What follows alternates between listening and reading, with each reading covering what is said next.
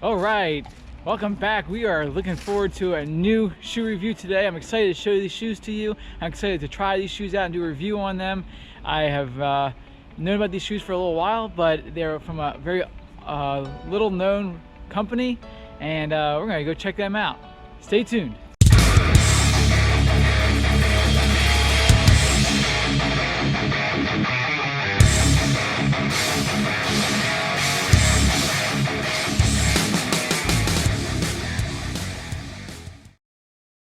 Welcome back to the channel, welcome back to the vlog. Yes, today we are doing another shoe review, and don't worry, if you don't like the shoe reviews, we're having another video coming out real soon to talk about motivation for running in the off season and how you stay motivated to run in the off season, and yeah, what you do for that. But today we're talking about shoes again, and we have a new pair of running shoes to check out from a company that most people don't know about, that I heard about several years ago at the Shamrock Marathon, and I actually saw them at the start line. I talked to the guy about them, and since then I didn't do much about that, and now we've come back full circle and we're gonna check out these shoes. What are they? They're from a company called Topo Athletic, and here they are right here. Today we're gonna check out the Ultrafly 2 by Topo Athletic. I'll leave a link in the description below for the website. And so if you are into trying to run more natural and have natural toe splay similar to what Altras have, this is the shoe for you. Maybe we'll find out. And because these shoes have a very wide toe box that allow for the natural splaying of your toes, but unlike Altra running shoes, most of the models of the Topo Athletic do have some kind of a drop from the heel to the forefoot. We'll talk about that.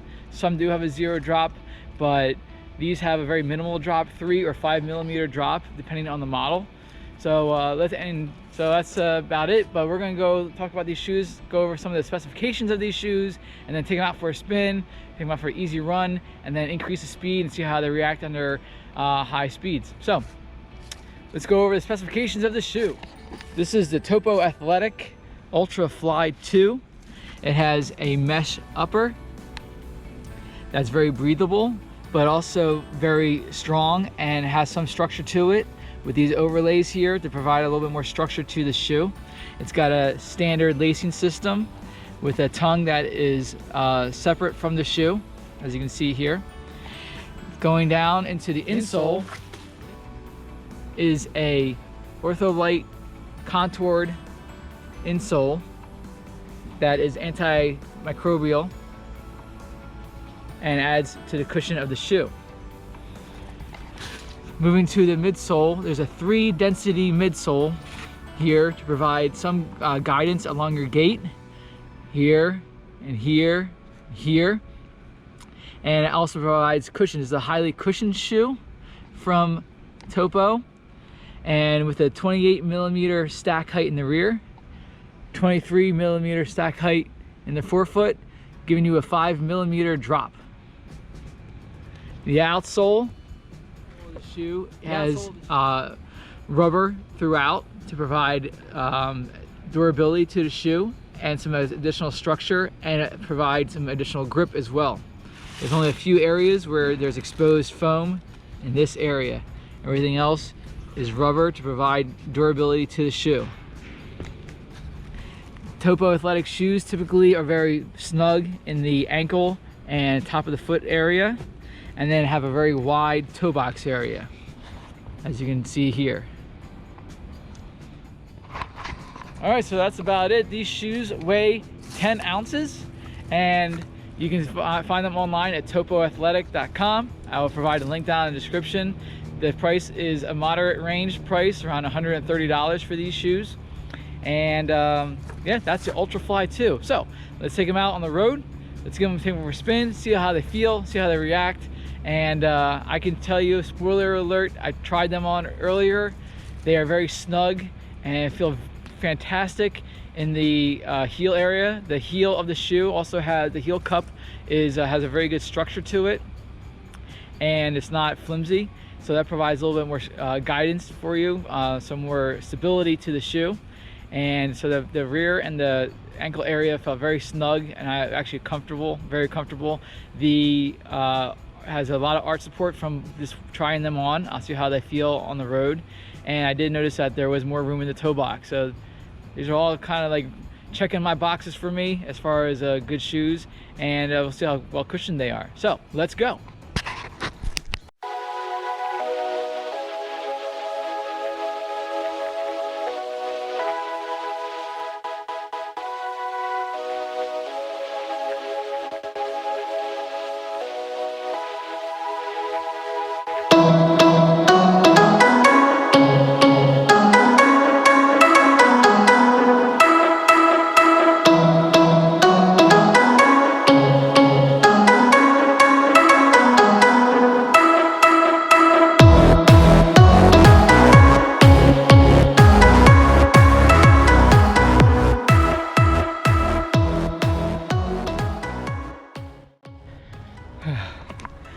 Oh man, oh man, oh man, does it feel good to be out here today wearing shorts in November in the Northern Hemisphere.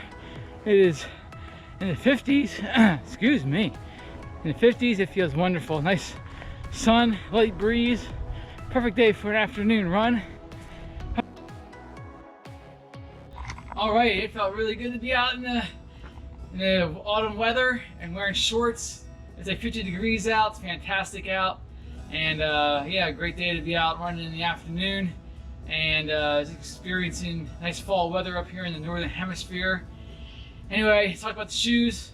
Shoes felt pretty good. I just wanted to mention that they do have a very stiff outsole. So the outsole is takes some breaking in. There's actually a breaking period required for these shoes, I would say. And so they felt very stiff, very awkward when first running in them. And then after 3 miles, they started loosened up and felt pretty good actually. So so just notice that they are stiff and they need a little bit of a break-in period. Stiffness can be good or bad depending on who you are. If you like to feel the road and the stones and the cracks and have the natural, and you have your foot flex a lot, then you probably won't like these. If you want some protection and support and guidance in your running, then these will probably be fantastic for you. Okay, now, so how do they feel? They felt really good after they finally broke in. They are a little bit heavy, and I did notice that, especially when I was trying to get tempo. I got down to like 5:20 pace, and I did feel some weight there, and I felt like I was really hefting around the 10 ounces of shoe. But other than that, they felt pretty good once I got used to it. I could run naturally. They have a low rise. Like I said, they have a 5mm drop, so not an extreme drop, so they can run more naturally. They have a lot of protection. So in addition to a stiff outsole, that rubber is very thick. That's what adds to the weight of the shoe, but that provides nice protection. So let me just go real quick through the pros and the cons of these shoes. Having just finished my run in them. The pros, a lot of pros. Starting with the upper, very breathable upper. I like it. Also so it's breathable, but it provided some nice structure with the overlays. I like the color even. The tongue, I didn't mention that before, but the tongue is padded. So it's separate from the shoe, but it's a very nicely padded tongue. And that was nice to have, this little extra cushion up in the upper. The arch support, fantastic. Probably the best arch support in a shoe you could probably find around right now. It's just a fantastic arch support. That Ultrafly insole probably helps a little bit, but I could feel it. The arch support, it felt wonderful. It feels good to walk in them afterwards. Yeah, I love that arch support in the insole. Fantastic. Cushioned, these not as cushioned as Hoka's, but there is cushion there, so I did appreciate that. Not as much as Hoka One One's, but still very good.